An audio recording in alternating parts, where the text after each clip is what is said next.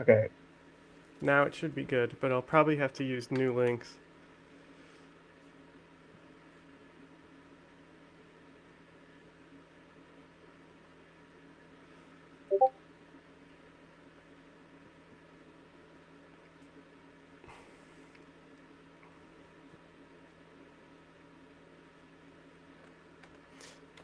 Okay, now if we're good now,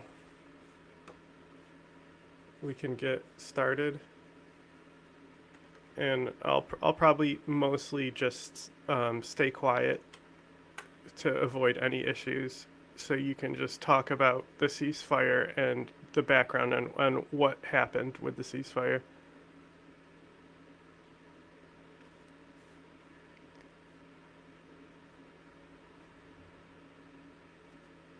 Or not.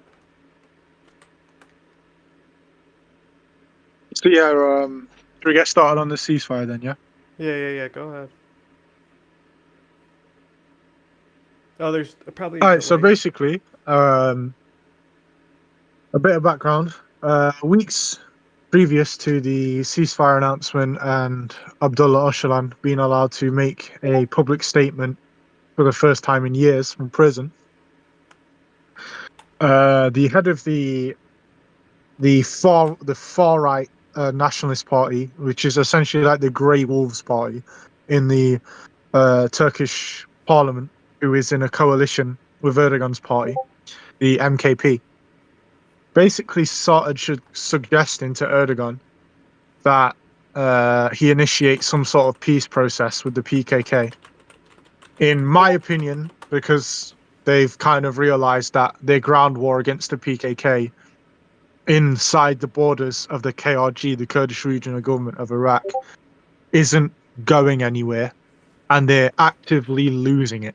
Like, they are losing positions, they're sustaining a ridiculous amount of casualties, and the PKK is only getting better at fighting to the point now where the Turks can't even operate TB2s over the KRG anymore because so many got shot down, and the PKK is now implementing FPV drones in the mountains, despite Turkey having quite sophisticated electronic warfare systems.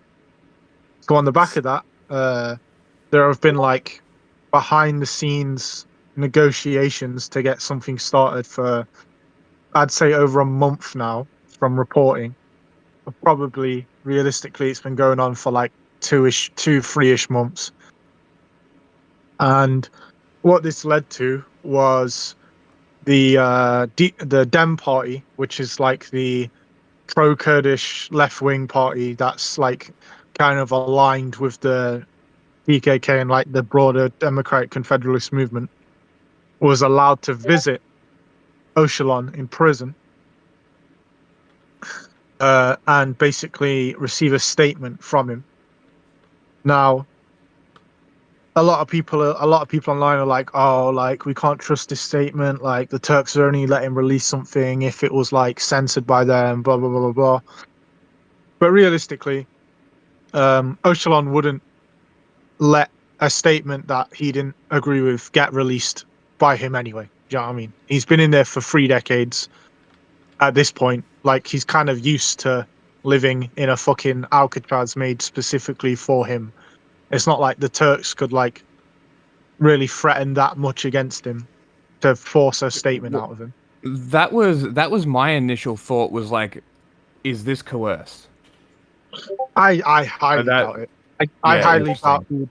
he'd I highly doubt he'd let himself get coerced into making some sort of big statement. But Okay. basically in the statement that got released, what, like 3 days ago now, Öcalan basically said that the peace process needs to start, and the PKK should hold a conference and disarm. Hold a council, sorry, and disarm. Because obviously there's no like head of the PKK that can just make a decision on the whole organization. It's like they've got a council that runs it. Yes.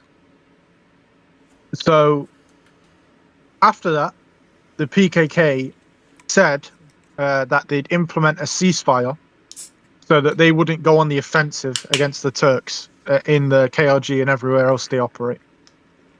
The Turks haven't really reciprocated that and have still been attacking them, but we'll see how long that we'll see if that if their attacks slow down and they quietly start stopping their operations in the KRG. In my opinion, that's when we'll know that some sort of peace process is actually happening. Now, PKK leadership, like on the ground leadership, not Öcalan, have been saying for weeks leading up to this that a real peace negotiations, like a peace process, will only start if, for one, Öcalan is let out of prison to manage the peace process. Like they've been saying that they've said that quite a few times now. That if they're willing to go through the peace process if Öcalan's let out of prison, so he can be personally involved in it. Which is, I highly doubt they'd ever do that, because like Erdogan would just be committing political suicide from his national base if they let Öcalan out of prison. But they've also said, like, we're not just gonna disarm and fucking dissolve unless there are real steps put forward by Turkey.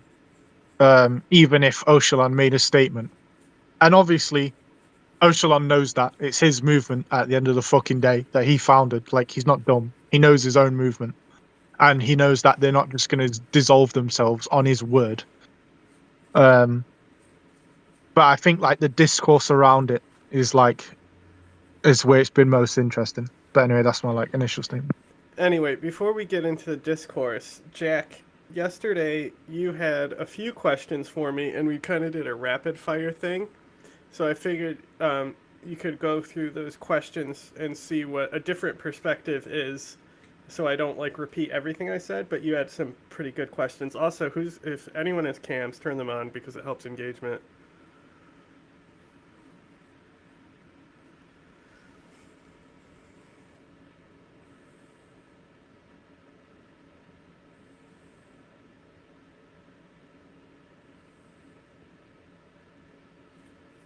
So silly. So small.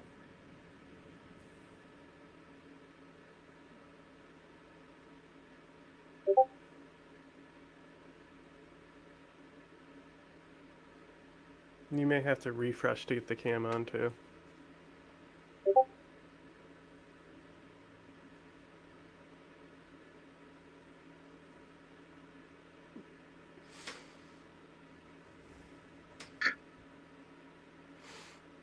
It'll come.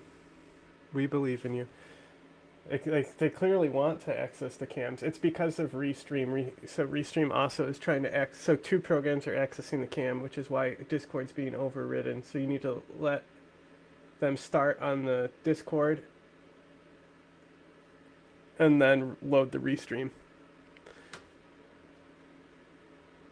Because the webcam will only go to the first program that accesses it. It's not like microphones. Which I guess is a safety feature that they put into webcams where they can't be accessed by multiple programs at the same time. Yeah, you two should probably just put your cams on fucking Restream. Well, I'm only full screen sharing to Restream, so the cams have to go through Discord. Like my cam is of course, plugged into my computer on this side, and I have my mic into a different thing. We got a crisis. For a second there, we saw crisis menu. He appeared for a second, and then he disappeared.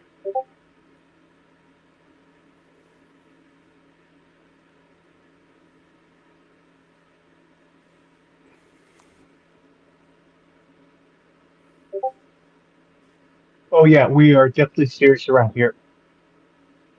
Hence the cat ears. Mm-hmm. But yeah, Jack, if you've got some questions, I'll answer anything. Wait, hold on, I can't hear you. You're talking through Restream. Yeah, you can't hear you on the Discord now. That's why. Okay, there you go. I Go manually ahead. muted on my fucking my soundboard. I will ask questions when after everybody makes initial statements, just because I was at a wedding today, yesterday, so I mean, we already I did the was very out initial of statement. the news feed. I only saw cursory stuff, so I don't know much. I'm just saying, you I had basically questions asked a few yesterday people. that I'm you like, asked hey, that were good what the fuck is questions. happening? What do you think? And that's about the extent of it. Yeah, so just Yeah, ask but what I you feel were like, asking me. well, I basically covered everything in like my initial statement thing. But I feel like beginner questions would be good for like people that Yeah. don't really know much anyway. Yeah, All the like stuff you my asked me yesterday. initial, so like as I said, my initial thing was kind of sus. Second one was, will the PKK actually do it? And we were talking about that it's potentially the Iraqi side of it, yes. Potentially not so much like individual cells that like are just doing things. So Um, I'm not really sure. I'm also not that familiar with the PKK and their operations, so I'm not like Yeah, they well, essentially only basically, too. exist in I can Iraq. answer that. So basically, right? So imagine you've got like imagine the PKK more as like an umbrella organization, right? Because it doesn't just operate in the Kurdish region of Iraq; it operates in Turkey Yeah. and Syria and Iran, right? So you've got like what everyone calls like just the PKK in Iraq and Turkey, and then you've got PJAK, which is the like basically Iranian branch. But then you've Okay. also got subgroups like YBS, which is like the Yazidi branch, Yes. like the Yazidis that got genocided by ISIS in Sinjar, which is also in Iraq. So you've got like a Yazidi specific version, and then They're also in the PMF. you've got like the PYD in Rojava, which is like the political party that like started the.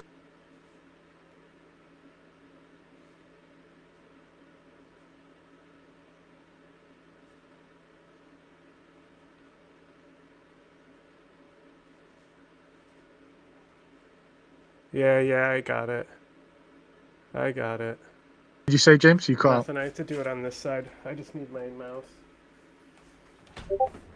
But anyway, but yeah, I wouldn't like you shouldn't think of like all the branches as like the same organization. You should kind of view them as like just different organizations within one big umbrella group called the PKK, basically.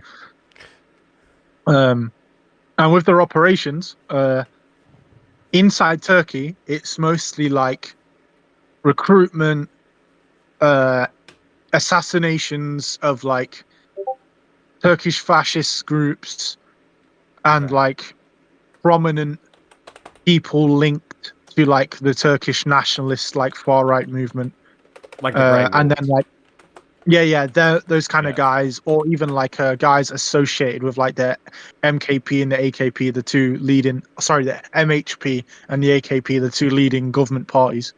Mm-hmm. And then they also blow up, like do industrial sabotage on businesses owned by Erdogan and his like nationalist allies. Okay, because we Whereas did like, see the attack on the drone plant, I believe it Yeah. was, So, yeah, Jack, yeah. a few months ago. Jack, I'm gonna We send did you. see that. We covered that. Jack, can you hear me? But that Although might be. that though, Hello, that hello, Jack. probably wasn't the PKK. That was probably one of the Turkish Marxist or Maoist groups, because there are a bunch of those groups that operate just inside Turkey that do a bunch of attacks as well. Okay. Because the PKK never claimed that, and the PKK always claim their attacks. Like they're not on these groups that like don't claim shit. Okay. Interesting, because I swear that Um, they did. They no, they did never claimed that claim it. one. Okay, that's my bad then. Because I Those the always Freedom stay Falcons.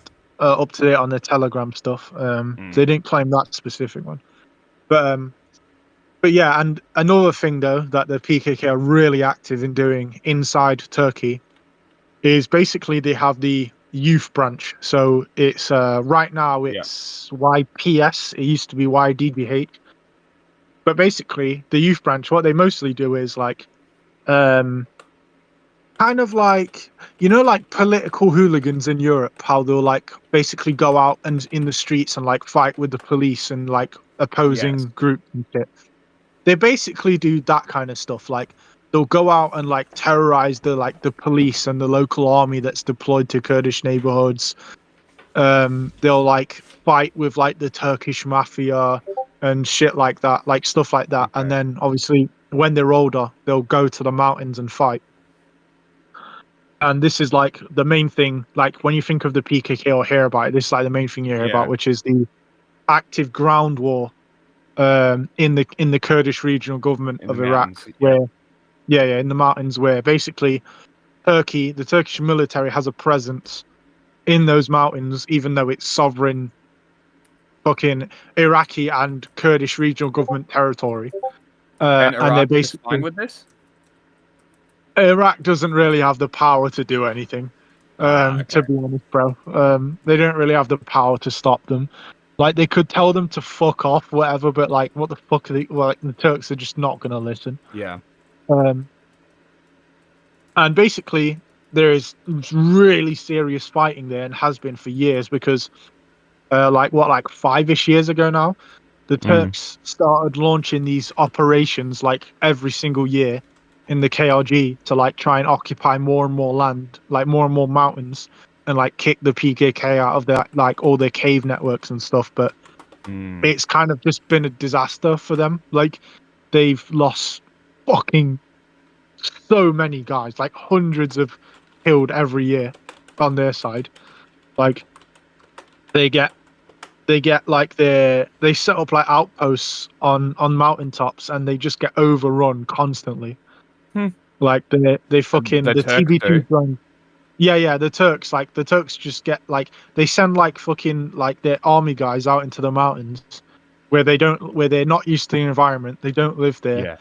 and they're not like that experienced. They put them on like some mountaintop in like a little fittily made forward operating base, and inevitably it just gets overrun by PKK fighters and they all get killed. Okay.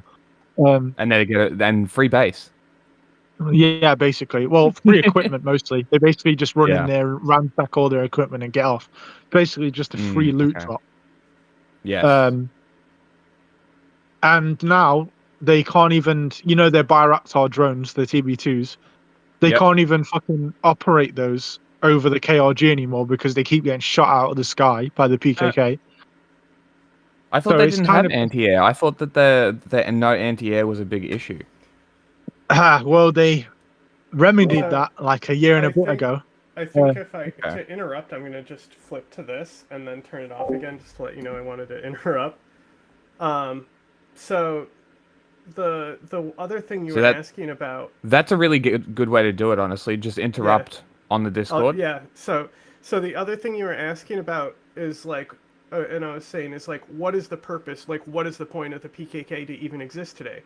Like, autonomy has been achieved for Kurds in Syria and Iraq. And as far as like Turkey goes, sure, there's oppression and maybe the mayors weren't elected and things like that, but Kurds are full citizens, right? They don't necessarily need an autonomous state in Turkey. It's kind of like integrated, and they do have local governments. And I compared it to Kosovo with the mayors, how the Serbians withstood elections, and Yes. now they're boycotting those mayors, right? So it's not something to like it's not to minimize the oppression of Kurdish people, and I said it's like the West Bank is like far worse. It's not even like I wouldn't even consider Turkey an apartheid state against Kurds. I would consider them discriminated against, systemic racism, things like that, stuff that all nations have for minority groups, you know what I'm saying? So that's the thing is like, why does the PKK still exist? What is even the point of the PKK existing now? What do they accomplish? Like, what does attacks on Turkey's accomplish? What does their operations even accomplish at this point? And then also, Jack, I'm going to send you links I would say, to screen share. I would say one of the main reasons they still exist is literally because of the resentment from the oppression in Turkey, and also because even if like say they go for a peace process with Turkey and that's all like sorted out inside Turkey's borders, there's still Iran that they operate heavily in, and they would probably still exist just to act as like essentially like a like an armed group that Kurds can rely on whenever this state is fucking them over, basically.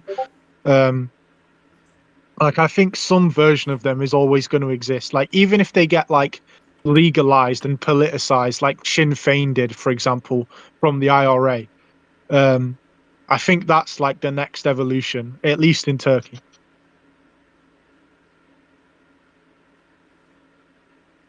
Well, wouldn't she say that they already they kind of already have a political like party, like the Kurdish political. That's one of the reasons why Turkey was pushing the Mirs out, is because the local party kind of has PKK affiliation. You know, like I see that purple icon for that party, and I'm like, hey, that's the PKK party. Yeah, it is kind of, but like they basically are like fucking forced out of like the whole system is basically rigged against them. Like so that's one like if they were completely free and fair elections and the Turkish parliament didn't have the arbitrary, like I think it's like 20% of the vote to get in parliament limit, and they won't just constantly arrest fucking their politicians. I doubt the PKK would even be active in Turkey anymore. Like one could argue that Well, I mean, it's not. if that is the case, then this is not necessarily a bad thing. Yeah, it's not Transitioning a out bad thing. of the militancy. It's not a bad thing, but like everything is in Turkey's hands now. Like the PKK have Yeah. declared a ceasefire. They said they're willing to go through the peace process. The ball's completely in Turkey's court right now. But like the thing is with Erdogan, because he's moved over the decades into such a nationalist position and built up this huge nationalist, like ultra right wing base in Turkey, if he's seen as like appeasing the PKK or whatever, it's political suicide. So like he's kind of made it impossible for himself to go through this peace process because he will look like he's like giving up the fight on I gotta terrorism. interrupt here. So,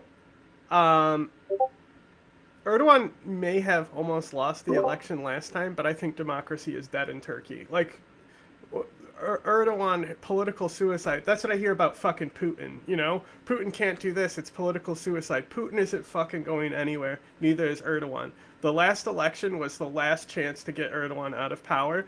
It's completely consolidated for him now. So I don't see him actually being able to commit political suicide. Like, what the fuck are they gonna do about it? Cry? I guess, but like, I don't know. I feel like if for example, like he went through this whole peace process with the PKK, like, and actually met their demands and made like serious concessions that would be needed, I feel like his right wing base would just completely abandon the AKP party, and a lot of Erdogan's votes would also switch over to CHP as well. And when the next election comes, they would have to be such obvious, like out, like in your face vote rigging for him to still stay in power that it would cause a massive crisis.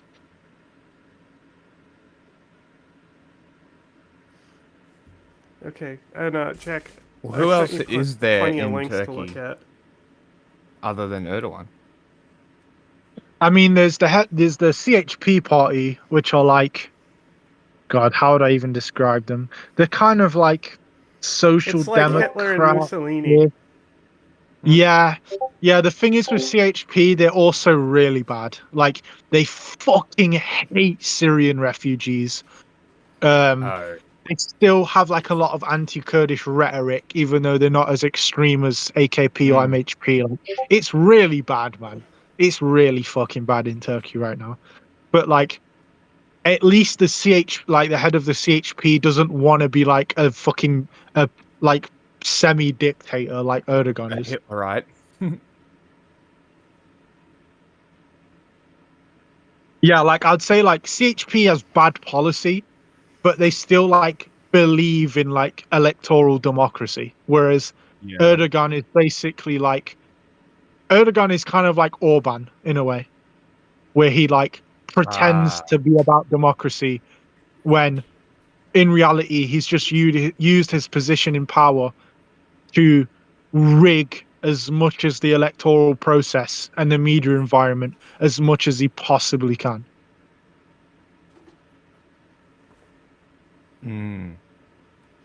So, another thing I was saying is... Do we want to talk about potential repercussions in the area from this? Well, can you hear me right now? Like how is it going to ripple through? Should this go ahead? Should the PKK lay down arms? Jack, can you hear me at all? I will unmute the tab. Please do, so you can, because I've been trying to talk. Yeah, we can hear you. I've been trying to. Yeah, I can hear you when I. Because okay. So I can't screen share with this laptop because I can only capture the Discord screen.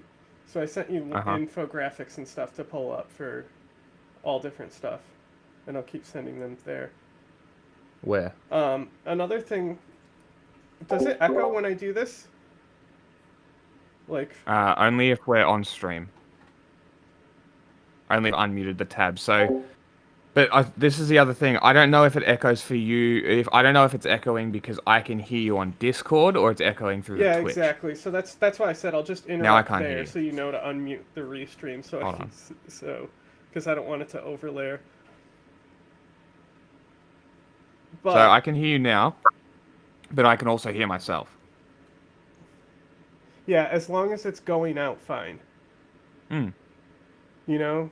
Like, you just gotta kind of deal with your own echo as long as it's going out fine. But...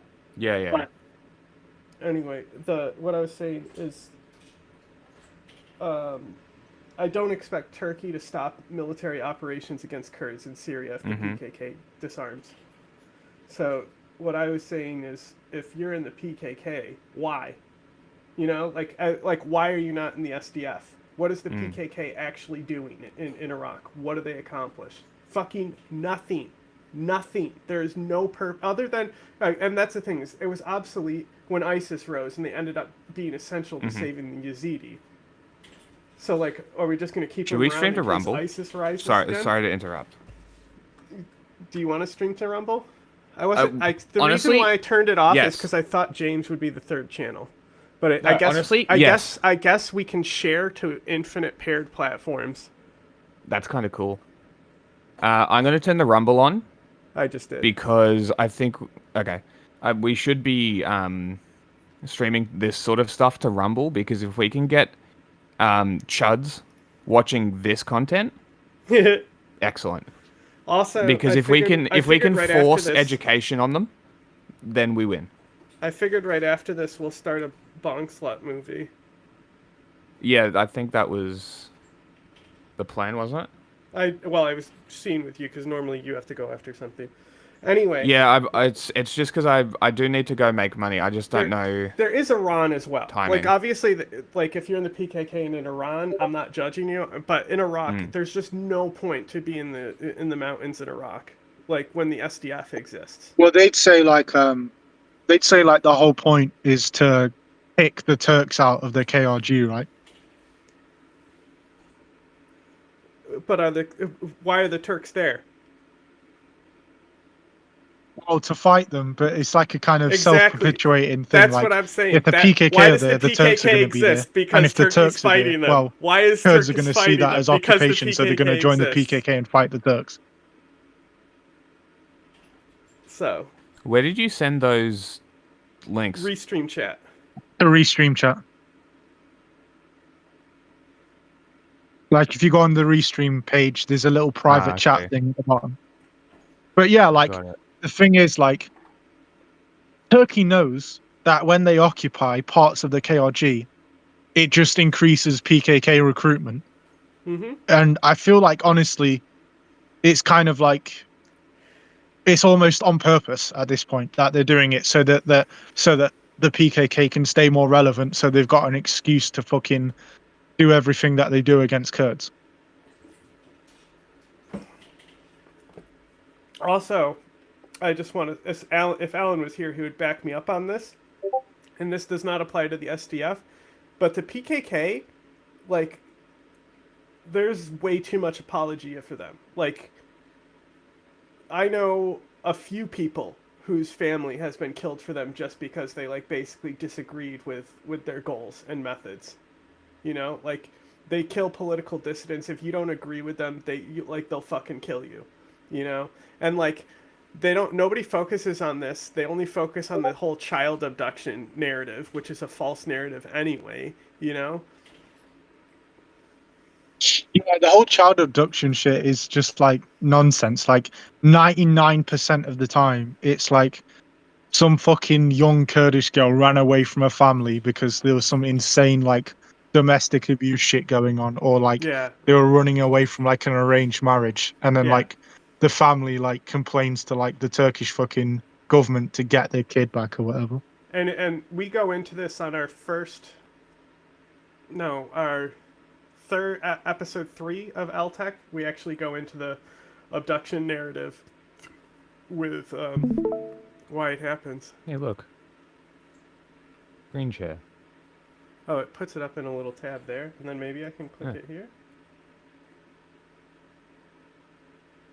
What does this do? You told me. Oh no! Okay. Okay. Now it's no. Okay. Because it just says watch. I don't stream. know. How do I? The echo is really annoying. Yeah, because like I can bring it up, but then it echoes us. I don't think it's possible to do screen shares. 1 second. Okay, I can hear you now. But it echoes for you. Yep. So no screen share, okay? It's Cool. can't be done through Discord, I guess. Maybe we'll post a Google Doc with links if people want to look. No, it's fine. It's fine. We just. Oh, I clicked a button. We'll just by next time, someone will figure out their fucking. Oh, it's over here. I need to move my mouse. Someone will figure out their restream. Well, I think it might be a browser thing. Because when I tried to go on to my phone, it told me that I needed to go onto Safari, so I told it to go fuck itself. Yeah, it's just because we have Fuck Comrade Safari. here that we have to go and have all these technical issues. It's his fault. Fucking hell, man. Bro, I was fuming, yeah, because I literally fucking went down to the office room in my barracks to get these like plug-in fucking headset for computers, and I plugged it in, and I could hear everything through the headset, but I couldn't talk through the mic for some reason. It's so fucking annoying. Yeah, those all-in-one headsets kind of shoddy sometimes. I do. Okay. Anyway, there's regional a great repercussions. image here I think we should that get I into do that. have to share real yeah, quick. regional what happened- repercussions. Yeah, what Uh, happens for the Kurds and Rojava? What happens for Turkey? What happens One the- second, because the I'm four gonna. countries? It's gonna drop because I do have to share this image just real quick. Okay, so like this is just like a great image of the network itself that I just found. It's showing all the strings. Of course, this is a Turkish source, so you know. Anyway, now I'll flip it back, which is how do I do it? This button. Boom. Okay. Wait, No. John, ahead can you now. send me that picture? Because it looks mad interesting. I want to see how accurate it is. Sure. I'll send it in the restream chat. But yeah, Syria, repercussions for Syria. Well, basically, not much, because the head of the SDF, which is Rojava's military, Mazlum Abdi, came out and said, "Yeah, we appreciate Öcalan's message and hope the peace with the PKK in Turkey goes through, but we're not subordinate to the PKK, and this message does not affect us." So, like, and you got to remember, like, Mazlum Abdi, the head of the SDF, was a PKK fighter for a very long time before Wasn't he Rojava really? was even. Okay. Yeah, he was there for a long time before this was even a thing. Like, there's a quote from Öcalan, saying Mazlum Abdi is like a son to me. Like he was very close to Öcalan. But the thing is, like, in reality, like the SDF and Rojava is like completely like autonomous from the PKK. Like there's so much Yeah. like if you still want to consider them like under the PKK umbrella, they'd be the most powerful PKK branch by a fucking million miles, bro. Like yeah, like the SDF has 100,000 fighters in it. Like and Fucking hell, really? yeah, bro. And you got to remember, like, and most of those guys, Crazy. like 60%, are like Arab and Assyrian and Armenian and all these other groups, right?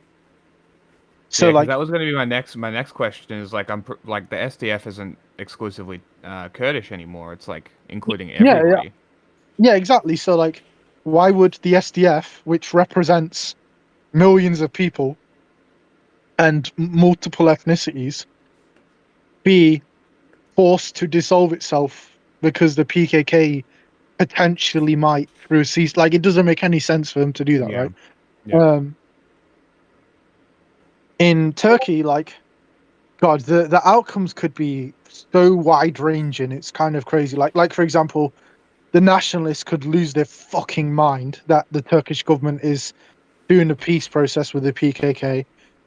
On the flip side, Erdogan could just pump the media, the nationalist media, with the narrative like we've finally won, we've forced them to dissolve, blah blah blah, so they could see it as a victory. Um, True. the military and the intelligence fucking agencies in Turkey might even try and like coup Erdogan because they're so Ah. far right wing. It's actually insane. Like so, there are so many different possibilities in Turkey that how this could happen. But let's just say, like for example, the peace process goes through. The PKK gets the concession it needs to disarm, and the like um election rigging and like discrimination policies by Turkey ends against the Kurds. The effect would be that basically the pro-Kurdish party in Turkey gets like a sad level voting numbers from Kurds, and basically they're a massive force in the Turkish parliament. That would be like Okay. the best example. But like And that would I be world ending for the Turkish nationalists. yeah, that would be like the Mm. end of yeah, that would be that they're done basically.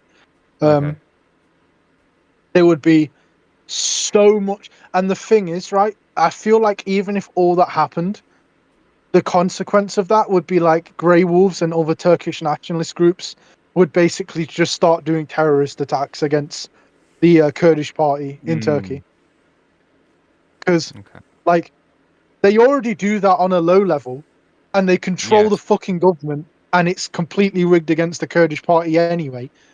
Imagine if they see like the main Turkish nationalist party and Erdogan as backstabbing them and letting the Kurds have real electoral power. Imagine what they'd do in response. In my opinion, Yeah. they'd just go on like start doing terrorism against them in a big way. That's what I think would happen anyway. Yeah. And Um, theoretically, let's say that is the way it goes. How do the Kurdish population in Turkey respond now that the PKK is gone and well disarmed? well, the PKK youth, which has been like organized for decades, would just go out in the streets and fight them like they always are. Okay. So So it would be basically, like they keep doing the youth training thing, and yeah, it would just be yeah, like the youth movement that goes out, and it would basically be yeah. Imagine like football hooligan rivalries or like Antifa versus fascists on the streets in Europe, how it's like really yes, violent and militant. It would be like that, but just armed, basically. okay, Um, Iran, though, is where things get really interesting because out of all the Hang on states that, one second. Before you dive into Iran, I wanted to ask about the Yazidi branch because it's part of the PMF, right? So, if the Yazidi branch of the PKK disarms and it's part of the PMF, how does that affect the local politic in Iraq? You know, does it even matter? Like, because the PMF is kind of irrelevant now? To be honest, I can't see them disarming because, like, after surviving the genocide and stuff, I can't see the Yazidis ever disarming themselves again. Like, I can't imagine them ever letting that happen. And to be honest, it's not like they do external operations anyway, so I doubt the Turks would even be bothered.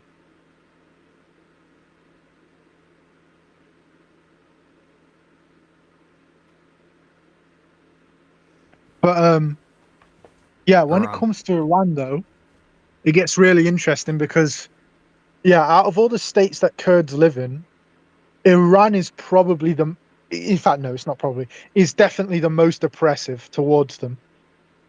So if anything, I feel like if the PKK went through the peace process with Turkey, I feel like all their operations and all their fighters would just pivot to Iran because they're already there. This is a good thing, right? Would they In my start opinion, trying to yeah, pick off the IRGC networks? yeah. In my opinion, it'll be pretty cool. Um, and also, there are multiple Kurdish insurgent groups that operate in Iran.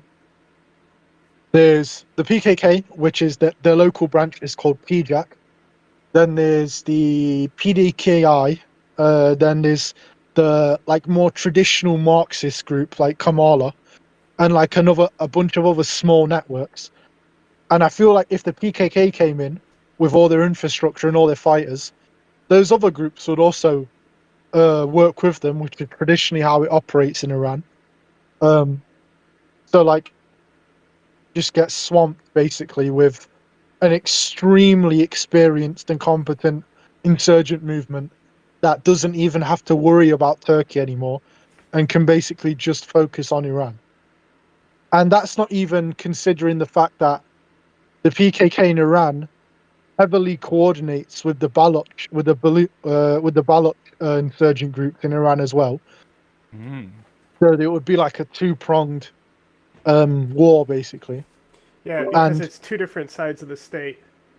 Well, Two they different better do sides it of before the state. capital moves. I've heard, even though it's on two opposite sides of the state, I've heard some rumors that like Balochi guys are getting sent up to fucking Rojalat to do some interesting stuff. I don't know if that's just rumors though. I don't know if that's 100% legit. But anyway, what was I saying? But yeah, anyway, and the thing is, right, the Kurdish population in Rojalat, which is the Kurdish region of Iran, are extremely fucking radicalized. Like they are, like if they got on, bro, they're ready to fight, bro. Like it doesn't take them. They don't need any convincing. Like The Iranian Kurds. yeah, like especially what happened after the Gina Amini uprising, bro, where Yes. IRGC was just going into Kurdish cities like Mahabad and walking into people's homes and just gunning everyone down. Like they are more than ready to fucking fight, bro. And if they start fighting in a really big way, obviously other Iranians are probably going to join in as well. Well, John keeps saying all you need to do is airdrop guns to these people and they'll fucking overthrow the government. Well, yeah, that's the thing though. If the PKK doesn't have to worry about Turkey anymore, they'll just send all their equipment to Iran. But this is my fucking issue. This is my fucking issue where people talk about fucking Israel and America and like, oh, how much they hate the Axis of Resistance in Iran and all that stuff. Well, we saw Israel is more than capable of taking out fucking Hezbollah and all this shit, you know? So it just pisses me off. These protests that happened, the women's uprising protests that happened, the fact that no CIA guy went in and gave rifles away. It's just like the narrative behind how the CIA operates and how they're doing all these coups and stuff. I fucking wish, bro. Like it would literally, you know how like they blame fucking the CIA for overthrowing Mossadegh back in the day, and they only gave him like $1,000 and like 3 months of ammunition. Like it was a revolution that would have happened anyway with or without Western backing, right? if they gave that same amount, this time it would be enough to coup them. Like literally, like just give them 3 months of ammo and $1,000, and the government would probably fall. It's so fucking fragile. I don't understand it. If Iran is such a great threat and we don't want them to get nukes, then why haven't we done this? It's almost like really all good this point. shit is bullshit, And that's the and thing, it's just right? a fucking state Like, fronting, if the CIA putting a really big wanted bad to guy topple in. Iran, all they would have to do is send like a couple guys to Kandil on the border and just like give out some more like sophisticated weapons and do a bit of training and like have that be like a little safe haven, and that's it. Like, Like the it's IRGC is nothing. fucking Like- decimated right Like now too. they're fucking, this PKK's headquarters is inside the KRG. Like, America has bases a few kilometers away from where they operate, for fuck's sake. It's not exactly hard to do.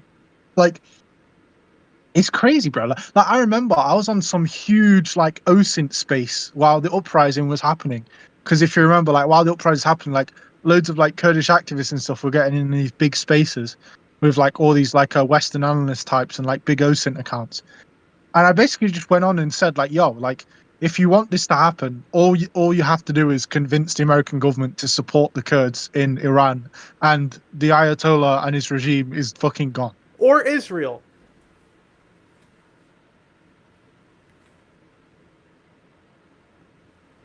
Like why doesn't Israel do anything? Why doesn't Israel, if Iran is such a threat and Hamas is such a threat, why hasn't Israel backed them? Well, the thing is, right, Israel's still got bad blood with the PKK because the PKK fought in Lebanon against Israel. Good. I think the PKK fighters that died in Lebanon against the IDF were literally the PKK's first casualties in any war, because they were at the PLO camps in Lebanon.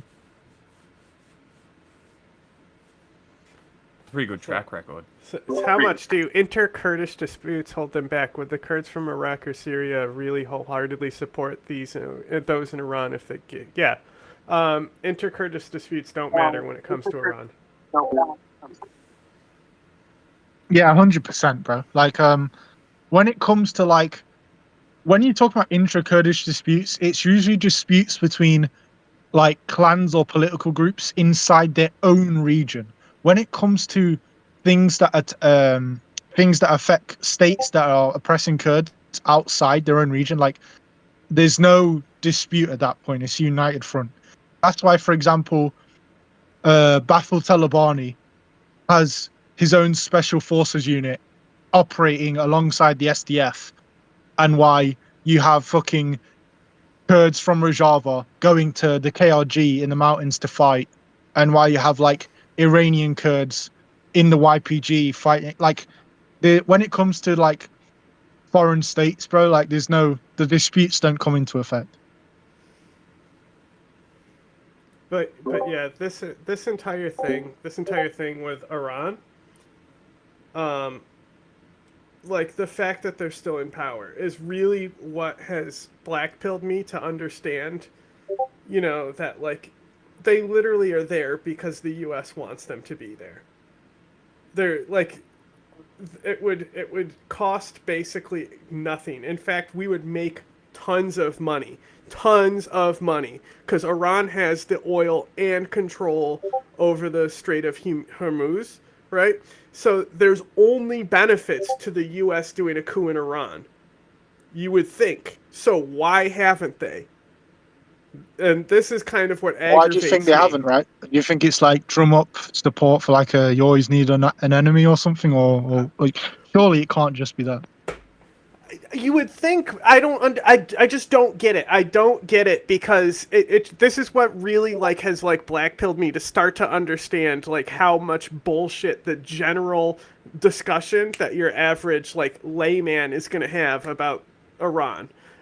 Like, now, in the past I have made the argument that if you toppled the regime, the IRGC would still exist. After Israel, Yeah, it's decentralized. The IRGC's fucking cooked because of fucking October 7th. They're done. Like, now more than ever, just fucking giving a few rifles and mortars to a fucking people in the mountains would topple Iran. But that's the thing. And that's the thing now. Now with FPV drones that you can print in your fucking bedroom, it's even simpler than that. You literally would have to just ship in a bunch of 3D printers and like civilian chipsets to This is a people joke in I've had Iran for a that long you time, is covertly airdropping support, 3D printers. and it's over. Like it's fucking done. You say you could 3D print drones. Yeah. Yeah, How much are FPV 3D drones. printers? Most of the very cheap, very cheap. The frame for FPV drones, it's all 3D printed. All that you need is the chip and the camera and the warhead. That's it. And those are Nick? all like the camera's very cheap, the chip is very cheap, and the warhead, bro. It's the Middle East, bro. There's RPG warheads everywhere. We got Ted Cruz in the chat. That's I didn't realize they were 3D printed. That's fucking cool. I might buy a 3D printer now. Yeah, like the thing's right. It is like comically easy to support like a revolution in Iran right now. Like it's honestly it's kind of more effort for the CIA or whatever to not do it at this point. Exactly. And the Gulf states, too. The Gulf states, they also, like, the whole thing with, like, oh, we have to fight the fucking Houthis and do the genocide in Yemen because we're Saudi Arabia and Iran is evil and backing the Houthis. Don't you understand? Well, if that's the case, like, you couldn't, like, you're the number one U.S. arms buyer. You couldn't lose 2% of those arms and fucking take control of Iran. Doesn't make sense, does it? Yeah, I think they're all just fucking terrified of capitulating, of toppling the regime because they don't know what would come afterwards. Like they're so fucking like traumatized from all the other regimes toppling and what comes afterwards that they'd rather risk it having Iran be consistent and kind of knowing what Iran's about under the current regime than under an actual like not like democratic government, or even maybe not even democratic, just some fucking like pro-Western oligarchy or some shit. Like they just rather like the enemy they know, like the devil they know, than the devil they don't. Basically, I think that's their thinking on it.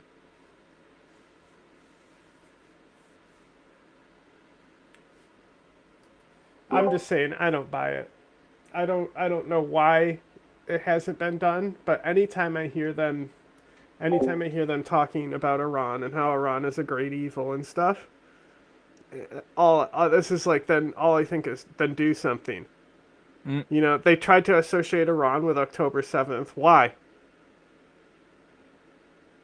You know, like it was basically. What I think it might be, yeah, it might be that. Like, say they topple Iran or whatever, the Ayatollah goes, some like pro-Western, pro-Gulf states friendly government gets in power. It kind of gets rid of so many excuses for the policy and the actions of all these governments in the Middle East that are anti-Iran. So we're like, they can't excuse a lot of the shit that they do anymore because Iran's not the threat. And I feel like if Iran wasn't this big threat to the Gulf states, it would basically take all their attention, like all the citizens' attention away from Iran, and the only foreign thing that they care about as much would be Palestine at that point. And obviously they would start looking at the U.S. next too. And to also because to do a quick defense of the West is just okay? like the Ayatollah is going to die focus on tomorrow. all these things, but like realistically, they just focus on Palestine, and it's like, and now Israel is trying to co-opt the Kurdish movement. It's like, that's never going to happen. Also, no, fucking God, I hope real not. Quick, I got it. Interrupting again. The Ayatollah is going to die tomorrow. That's another reason, right? So like so why go through the regime change risk if you know the Ayatollah is dying next week anyway? Like the dude. So Sure. like a great example. Okay, so Zawahiri being assassinated in the Haqqani compound in Afghanistan, right? Remember what happened? What I sent you just days before that happened, Jack? Do you remember this conversation? Say that again. Sorry. Zawahiri was assassinated. The emir of Al Qaeda was assassinated Yes. in the Haqqani compound. Do you remember what I sent you just before that happened? Vaguely, It was but a not report on specifically. him from the UN, right? Okay. So a week before that hit happened and he was killed, a report from the UN came out that said, "Oh, we were wrong. The guy is actually in perfect health." Because the rumor was that he had months to live, right? Okay. So the moment they found out that he didn't have months to live, a week later he's dead. On the day the report came out, exactly 7 days later he was dead. Which means the report came out, they gave them an operational capacity of a week to get the job done. It was a direct response to this UN report that he was fine, right? So that's what I'm saying is like the Ayatollah has to be fucking dying in a week or two. You know what I'm saying? Like it'll probably be another year, maybe 2 years, but the dude is not going to be around longer. And now that the fucking president just died in that helicopter crash, who do they have? His son? Who's going to actually be take over, you know? And this crisis that's going to happen when the Ayatollah dies is serious because the people are not going to support another guy going in there and being the fucking, I almost said Emir, but the Ayatollah, the supreme leader of Iran. Like it will cause an uprising then, and if they don't fund that uprising and cause something to happen naturally by the people, that's the thing. Is Yeah. like even if a coup happens, if it's by the people, who the fuck cares? Well, tankies care. They're irrelevant. I know. Honestly, yeah, that might be it. They might be waiting for the Ayatollah to die, and then like the crisis of like who the fuck's the next Ayatollah to come in power. Because I agree, I think there's gonna be like a serious like upheaval in Iran if they try and put some like old ass fucking mullah in power, and like the people see it as like nothing's gonna change. And I feel like as well, like they need some sort of leader that has actual like genuine power in the system, and like no one even comes close to Khomeini right now. So like, who the fuck would that even be? Do you know what I mean? Like, no one in the army has any real power. The only people that have actual power in the regime, other than the Ayatollah, are like the goons in the fucking IRGC, and like they wouldn't be popular. So And also, Soleimani's dead. So and then another thing, when it comes to like that type of stuff, I lost my train of thought. Never mind. Happens all the time.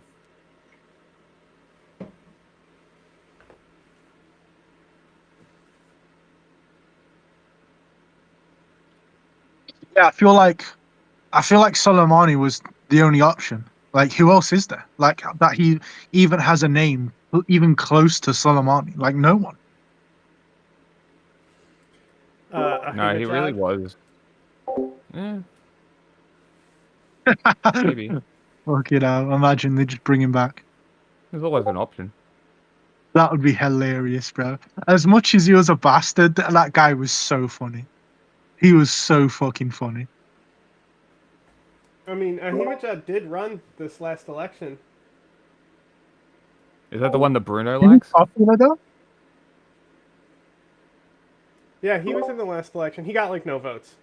Nobody showed up to vote anyway. So Yeah, but yeah, to be fair. The vote count in fucking in Iran might as well just be made up on the day. Do you know what I mean? So but yeah, like bringing it back to like consequences of this though, of the ceasefire potential peace agreement with whatever with Turkey and the PKK. To be honest, I don't really see it going anywhere because fundamentally, I don't think the Turkish military and the intelligence agencies and the nationalists in Erdogan's government want a peace process. Like, it only benefits them to keep fighting the PKK, so why would they stop? Like, they have no incentive to stop it, because if the PKK just turns into a fully, like, legal political movement, that's just less power for them in the parliament. So why would they ever do it?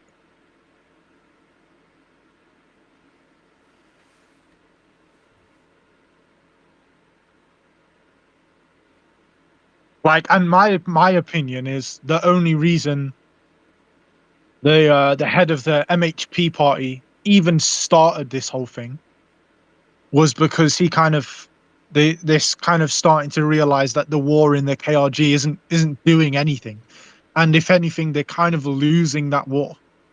Like, they push all these troops in, they get insane casualties, they get like over 20 TB2 shot down, and now the PKK is producing fucking FPV drones. Like, it's been a disaster. Okay, so is there anything we want to get into more about this ceasefire? Because I would like to transition for the last part to talk about the drama that's been happening with Israel and the Druze and all that stuff, and I figure James has plenty to say about that. Oh yeah, there's also a few other questions. For example, he asked, could they be staying their hand on Iran because of China? Maybe they're worried it would deepen Russian-China relations.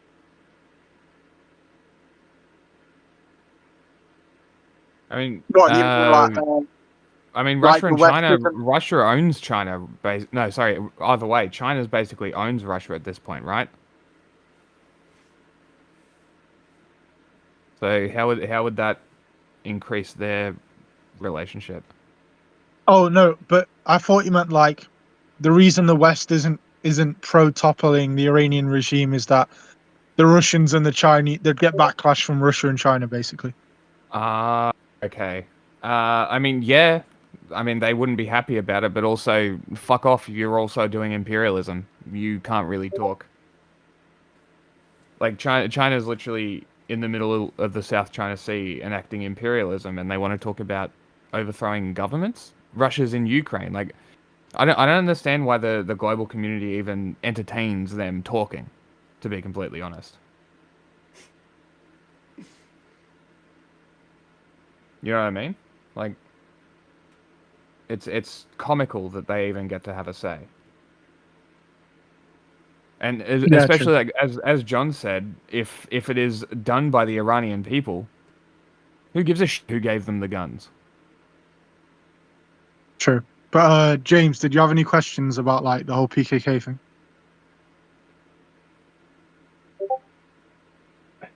A few. I was just kind of waiting a bit.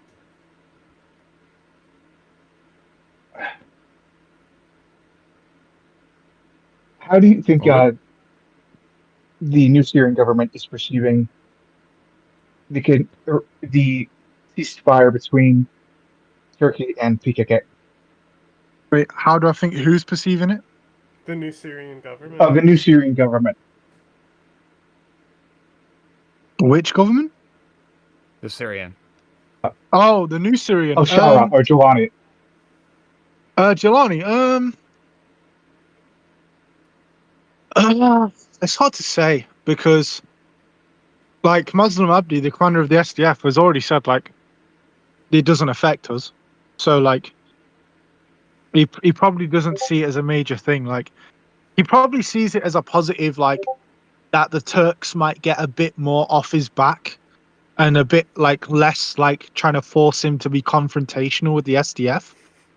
But that's about it, in my opinion, because like even if the peace process went completely through and the PKK disarmed in Turkey and the KRG, Turkey will still see the SDF as a threat anyways. Do you know what I mean? Like it's not as if They always will. Turkey Yeah, it's not as if Turkey genuinely only sees the SDF as a target because they're linked with the PKK or whatever. They'd fucking see them as a threat if they were like, if they were anything. Like, it doesn't matter. They're Kurds with like weapons and like a government, so they're a threat. So I think that no matter what, Turkey would always be on Jelani's back and trying to get him to confront the SDF.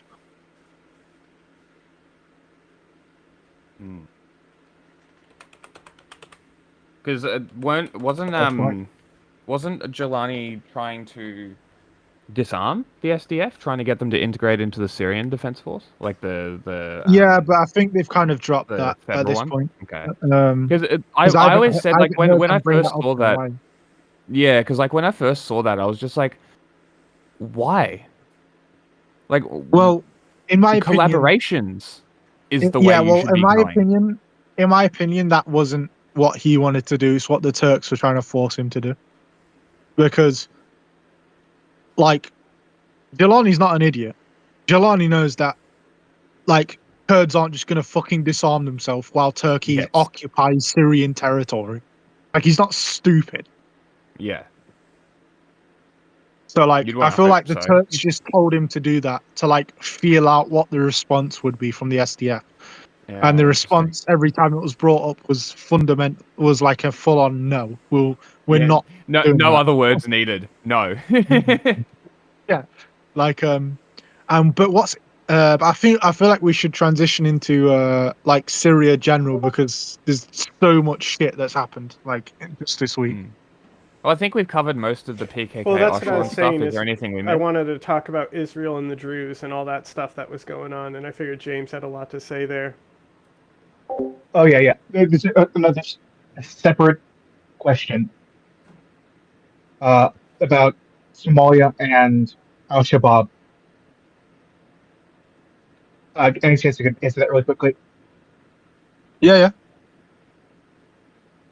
It looks like Al Shabaab's taking a large chunk of the Middle Shabelle region. I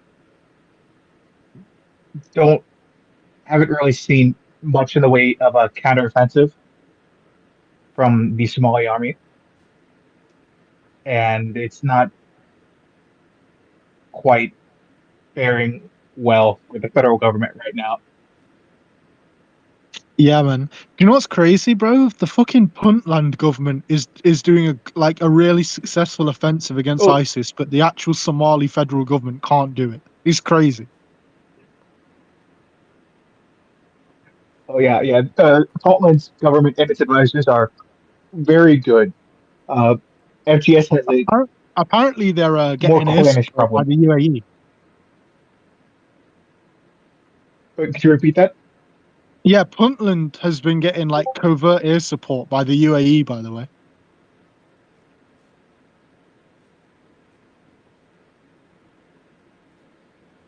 Ooh, oh yes. How do you covert air support?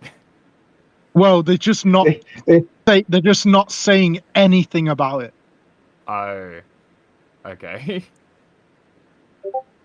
But like, thankfully, there's a bunch of like Puntland guys on Twitter that are like openly talking about it. You think Puntland, like P-U-N-T? Yeah. Where is this? I've never heard of this. It's like You know the Horn of autonomous Africa? government within Somalia. What, near Somaliland? Yeah. Next to Somaliland. Interesting. I didn't know there was a separate one there. What's their deal? What do they want? I don't know enough about Puntland to confidently say, but like, correct me if I'm wrong. Autonomy also. Yeah, correct me if I'm wrong, James, but aren't they like isn't the main thing with Puntland that they're like one main tribe and they're a separate tribe from like the rest of the Somali federal government held areas? Essentially.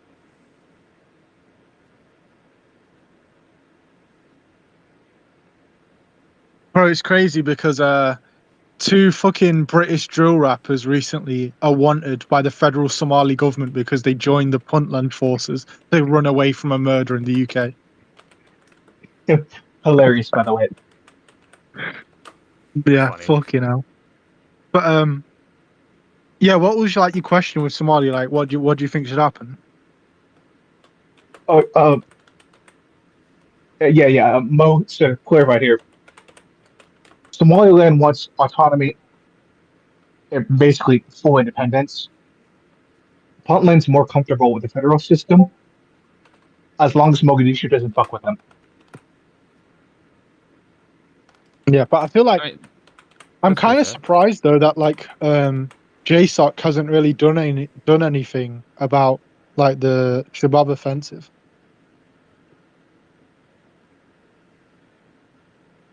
And speaking of the devil, they actually launched a few airstrikes earlier today, but it's a bit. It's so far they're a little late to the party. Yeah, it's not really going to be enough, man. Like wait, are the Turks still in Somalia? Yeah, Yes. Why aren't they doing anything? Uh, Good question. it's like essentially a Green Beret type thing. They're just training. They're not an actual like force that can do anything. I don't know if I was heard for that because I don't want to echo, so I heard, yeah. I just interrupt and go to restream. But yeah, they're like Green Berets. They don't do anything. They're not an actual fighting force. They train. Ah, okay. That would explain why they don't do anything. It's not their job. Capacity. Yeah. Yeah.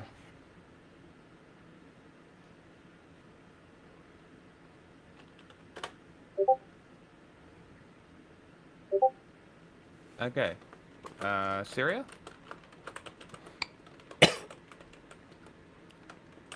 I didn't say Siri. Silly fucker. hey, Syria. Yeah, Yeah. So I, the I, Druze, Israel. I'm pretty sure Likud getting high off its own supply.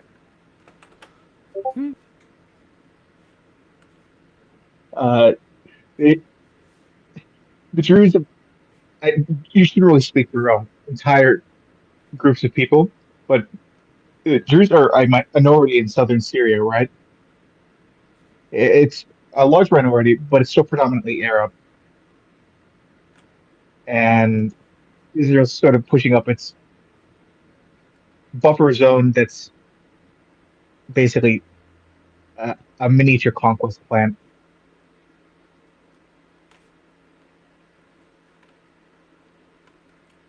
including into the suburbs of Damascus.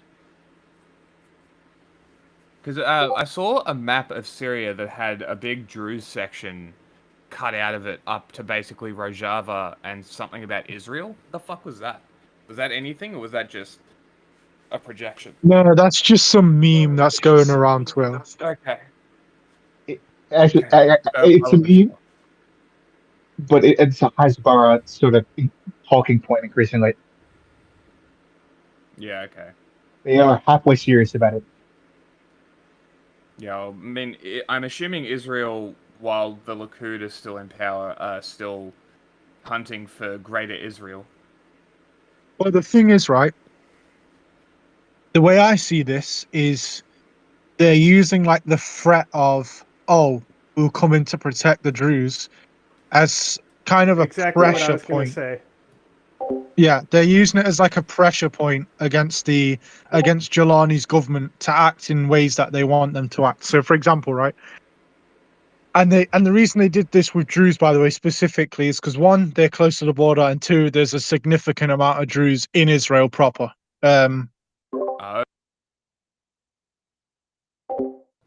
Yeah, basically. Israel's pretending to be like the protector of minorities or whatever. But basically, the whole reason this kind of issue with the Druze started was that the Druze rebel forces, after Assad fell, haven't actually let the Jalani's government forces into their areas to administrate them. They've had their own independent force controlling their areas this entire time. And recently, which I found like super interesting, was that they announced a new coalition of the Druze rebel groups into what they're calling the Suwaida Military Council. Suwaida is like the region that all the Druze, that most of the Druze live in. But the flag they used and the name they used is like identical to how the SDF names their militias after regions. So, for example, the SDF has the Deir ez-Zor Military Council and the Manbij Military Council, and like even the flag was very similar to how the SDF designs their flags for these groups. And I don't think it's a coincidence that a month ago, the SDF and the PYD were posting about how they're reaching out to the Druze to negotiate together with Jelani as like a joint effort and stuff. I highly doubt that's a coincidence. What does Syria get out of it if they're collaborating? What, the SDF? You mean? It's just like a joint. It just increases the pressure and the leverage they have against Jelani's government, right? If there's two big groups, well, two groups in Syria that represent like basically all of the Druze and basically all the Kurds and also a bunch of Arabs and other groups, then it's like more pressure on Jelani's government. But yeah, basically after to this, make like a deal, to deal with the yeah, SDF rather than incorporate. Yeah, okay. yeah, and the thing is as well, a lot of the Druze like political and religious leaders are also pushing this like autonomy idea, like decentralized government, where regions with like big ethnic minorities have like some level of autonomy in how to manage their political affairs, which is basically the same thing that the SDF is pushing for. And basically, like I think it was like a week and a half ago when this Suwaida Military Council thing was announced, a lot of these Suwaida Druze rebel groups started joining it, and it's getting bigger and bigger and bigger. And obviously, Jelani doesn't like this because it's like basically like a smaller version of the SDF, but Druze on the southern border, basically. Yeah. And they're not very cooperative with the current government. And basically, what happened, like 2 days ago, was that there was some small clashes in like a I don't know what to call it. It's not like a village. It's kind of like a small town or like maybe like a suburb outside of Damascus, where a lot of Druze live.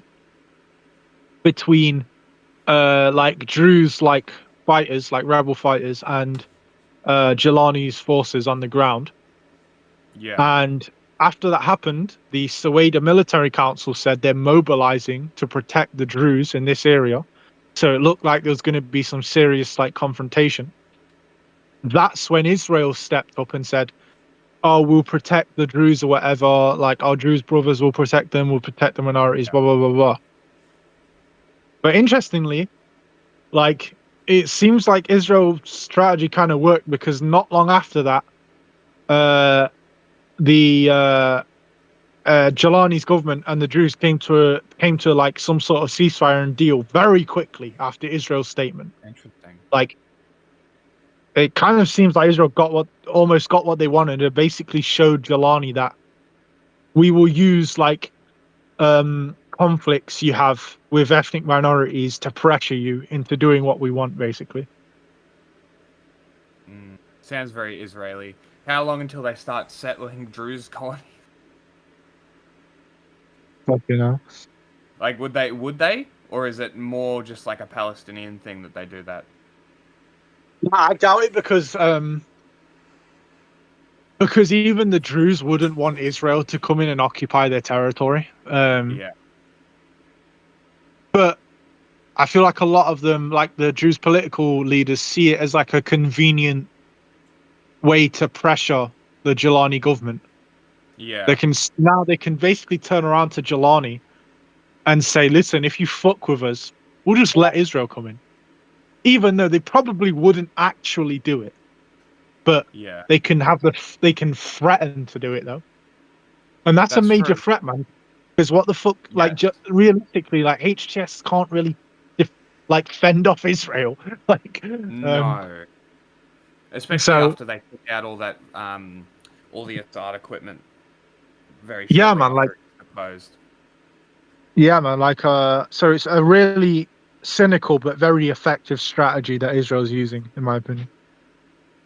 Yeah. Very complicated situation. Yeah, James, did you want to But do your piece on it? yeah, He's dead. No, you guys covered it just about pretty good. James has nothing to say today. Oh, no, you good. He's got nothing to say today. we did have a question. Is the Soweto Military Council SDF connected? We kind of answered that. Yeah, I think so, bro. Because like, there's no way. Like, they knew what they were doing, naming their new coalition the Soweto Military Council and giving it a flag that looks like it could very easily be a part of the SDF. Like, and we already know that they were coordinating with the SDF and Rojava a month prior to this happening. So, like, Uh, in my opinion, there's no way it's a coincidence. Like, there's just no way. so if that is the case, is there potential collaboration there between them to kind of mutually protect each other? Like, is that a potentiality? I don't know about that because they're separated. Like, they're not connected. They don't have a land border. But Yes. I think politically, when it comes to negotiations and stuff, they'll very much be like a united bloc. I mean, that's always a good thing, especially for the Kurds and the SDF.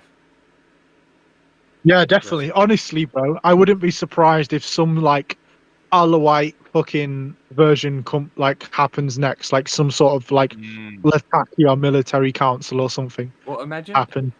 if let's say Jelani's government fails, but the state itself doesn't fail, and all these, and it kind of just de facto goes to a Kurdish system, Well, like a democratic to confederalism. interrupt That real would be quick. interesting. To interrupt real quick, Jelani.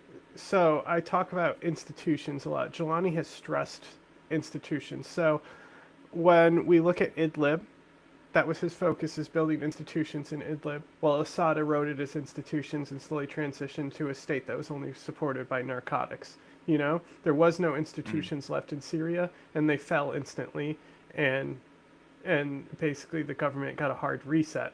So if the fucking jihadist government does fail, as long as these institutions are built up and established, it will be fine.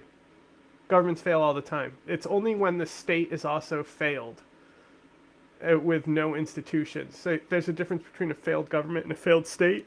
Syria had a successful government because Assad held power, but a failed state. Then, when the government failed and the state failed, it's a complete reset. Yeah, like, for example, it's kind of similar to Libya, right? Like, Libya didn't have institutions that were like outside of Gaddafi's fucking personal rule. So when Gaddafi fell, it was just like fucking chaos, basically. Yeah, so Jelani is like a true believer, right? So he established these institutions outside of his own power and outside of Al Qaeda's power because he knew he could be assassinated tomorrow. Like, he's a prime target, right? So he truly believes in Syria and wants Syria to succeed.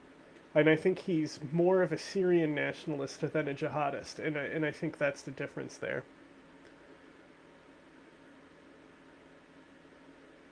Yeah, 100%. 100%. But he's in a really hard position though, because Turkey's constantly on his back trying to pressure him. Then he's got to deal with Israel constantly encroaching whilst realistically not being able to do much about it. You've got fucking. He's got to worry about the fighters in his own ranks doing shit like in their own, like doing their own actions without being ordered to, that can cause ethnic strife. Then you've got like all this pent up fucking anger in the population and like desire for revenge and stuff. Like he's got so much on his plate that like it's honestly impressive that he's kept it together for this long, to be honest.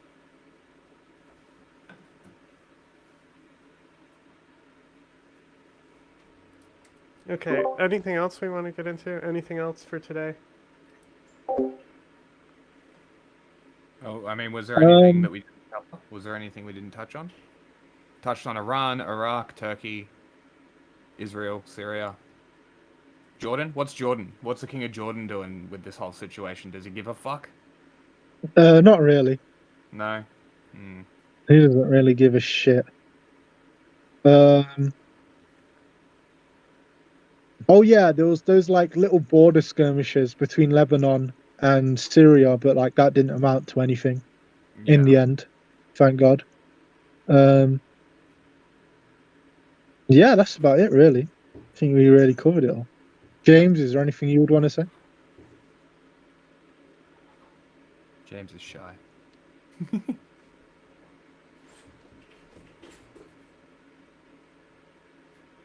Demure. Nope. I guess not. He's dead. He ceased to be. Okay. So, if you are watching on 5th gen, right, there's a straw poll for our secret movie channel, okay?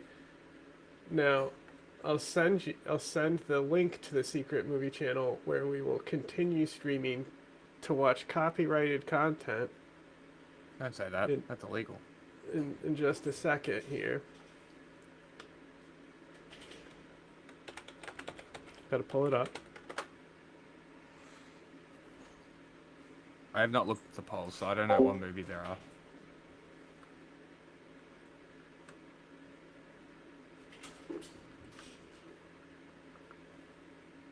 Well, I think Nothing's illegal if you believe hard enough. Yeah, that's true. But also, fuck copyright.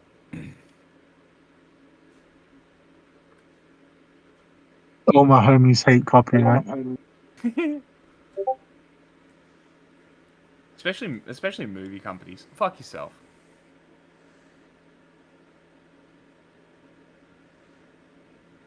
So, anyway, it's been good, lads. But fucking, I've got to get up for work in the morning, bro. so I finally participated in one.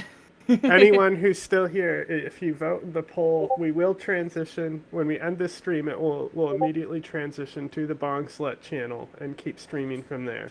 So you have to click that link if you want to continue on with us. Alright, anyway, lads, I'm off. Well, Peace. we'll talk to everybody later. Goodbye.